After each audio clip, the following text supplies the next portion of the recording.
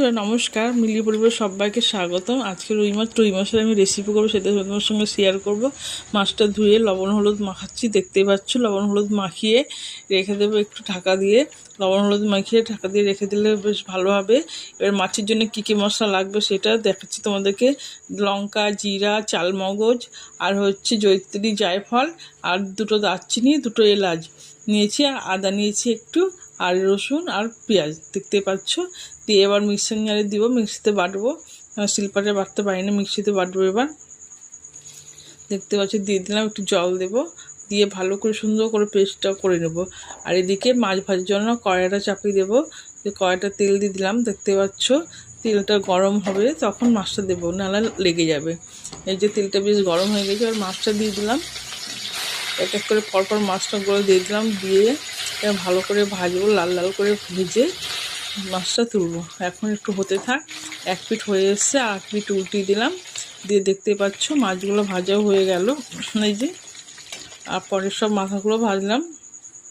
এই যে মাছগুলো, এতটা মাছ করবো না, রাত্রে শুধু করব, 4 পিস করব। দেখতে পাচ্ছ মাথা লাজে রেখে দেবো, অন্যদিন হবে। আর মাছ ভাজা তেলের মধ্যে জিরা আর হচ্ছে শুকনো লঙ্কা, তেজপাতা দিয়ে দিলাম, আর একটু চিনি দিয়ে দিলাম। চিনিটা দিলাম কেন? চিনি দিলে কালারটা ভালো হয়।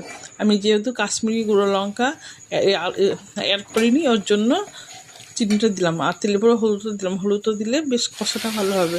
তারপর মশলাটা দিয়ে দিলাম, মশলাটা দিয়ে ভালো করে কষতে হবে। আর দিয়ে চিনি, লবণ দিয়ে দিলাম। আর লবণ দেওয়ার পরে ভালো করে যত মশলাটা কষা যাবে তত টেস্টি হবে খেতে। আমার মা ঠাকুমারা বলতো, মশলা দিয়ে যখন তেল বেরাবে তখন জল দিবি। দেখতে পাচ্ছ বেশ মশলা দিয়ে তেল ছাড়া ছাড়া হয়ে এসছে, কালারটা খুব সুন্দর হয়ে এসছে। আমি কিন্তু কাশ্মীরি মশলা দিইনি, শুকনো লঙ্কা গুঁড়ো দিইনি। জল দিয়ে দিলাম, জল দেওয়ার পরে ফুটতে থাকুক একটু। ফোটার পরে মাছটা দেবো। একটু মিস হয়ে গেছে এখানে, যাই হোক তোমরা একটু অ্যাডজাস্ট করে নিও বন্ধুরা। মাছটা দিয়ে দিয়েছি।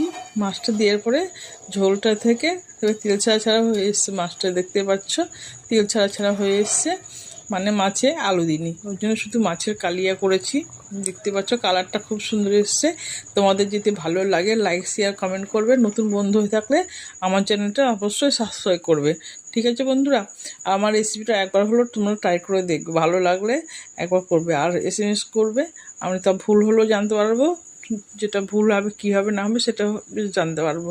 তোমরা SMS করে আমাদেরকে বলবে রান্নাটা কেমন লাগলো না লাগলো। তো ভিডিওটা এখানে শেষ করলাম বন্ধুরা। সবাই ভালো থাকুক, ভালো রাখুক, আমাকে ভালো তো, টাটা।